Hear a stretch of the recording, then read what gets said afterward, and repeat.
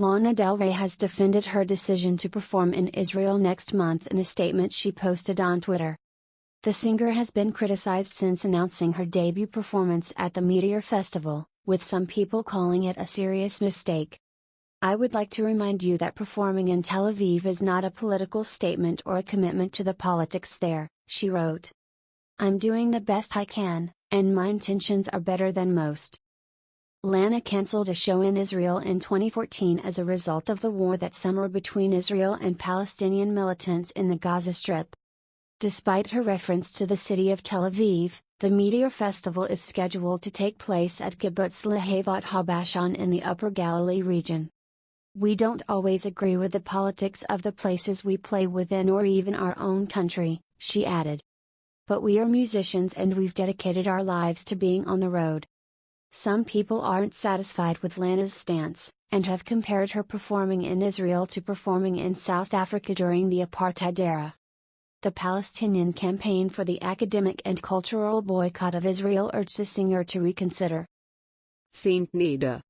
This would only work if you state publicly when you're there that their government actions are terrible, and that you don't support it and things should change. Please read about peace movement. Lana Del Rey. Replying to Saint Nader and Elder Sweden. "I can easily state that I don't believe in oppression or murder in any form anywhere. That should be obvious when considering an artist like me. So there you go, that's my public statement." Lana Del Rey replying to it Ahmed Merhibiachksha. "I don't not have a political opinion, that's what I'm stating. But it's not going to stop me from sharing my political/personal passion for peace wherever I go. I'm not a travel agent promoting tourism for each country I go to. I'm sharing my thoughtful genre of music wherever I go." Ariel Smith. "You have fans there that I'm sure don't agree with the politics of their own government, just like in America, but everyone should have the opportunity to see their favorite artist live. It is a blissful experience. Thank you for giving them that opportunity." Paradise Tropico. "We love you. All of your fans appreciate you and the band spreading love and transportive melodies in dangerous places. Everyone deserves to have that chance." Lana Del Rey Sweden. "We do understand your good intention, however you playing there is used as propaganda to improve the image of Israel abroad." Lana Del Rey. Replying to Elder Sweden. "But could a person as good intentioned as I, not perhaps with my presence, bring attention to the fact that something should change and that a singer with a loving energy can help shift the energetic vibration of a location for the higher good, even if it's just for a minute?" Noah. "Lana, we love you. Thank you so much for coming here. Thank you so much for ignoring all the hates and all the public pressure. We appreciate you and we cannot wait for you to come and share your music with us and give us the opportunity to see you. You are a queen." A realistic solution to the Israeli-Palestinian conflict. Forbes opinion. Avi Melamed. Mr. Melamed is the Fellow of Intelligence and Middle East Affairs at the Eisenhower Institute at Gettysburg College.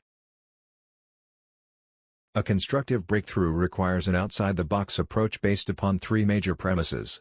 First, it is time to cast aside the concept of an Israeli-Palestinian agreement in favor of an Israeli-Arab agreement as the only way to end the Israeli-Palestinian conflict. Jordan, Egypt and the Gulf Cooperation Council, GCC, must be partners to the agreement. Second, the two-state solution is the end objective, but achieving this goal is unrealistic in the near future. Third, the only realistic goal at this juncture is to create interim arrangements to set the ground for a final agreement. The most important issue for Israel. Security is the most important issue to Israel. Due to the increasing threat to Israeli civilians posed by Hamas and other militant Islamist Palestinian groups, Israelis do not trust Palestinians and are thus unwilling to make any concessions that will further compromise Israel's security. The involvement of Arab states as reliable counterparts will strengthen Israeli willingness to compromise if they have reason to believe that a stable and enduring agreement is achievable. On the Palestinian side, a lack of internal consensus remains challenging, especially the ideological and political gaps between the two major Palestinian camps, Hamas and Fatah. As a result, Palestinians are unable to make inevitable compromises. Hamas' extreme ideology holds all sides hostage. Ironically, its extremism also holds Hamas itself hostage. Hamas desperately needs a ladder that enables it to adopt a more pragmatic approach that will allow it to compromise its control in Gaza without formally compromising its ideology.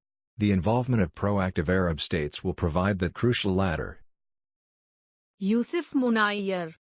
When a civil society movement of oppressed people asks you not to play in the state that oppresses them and uses cultural performance to whitewash their image, rejecting their request is a political statement and it is not one history will judge kindly, he wrote on Twitter. Old man splaining wrote on the shitter. When a so-called civil society uses faith to indoctrinate their youth and persuade them to commit suicide as a human bomb, killing countless civilians, that is a political statement and it is not one history will judge kindly.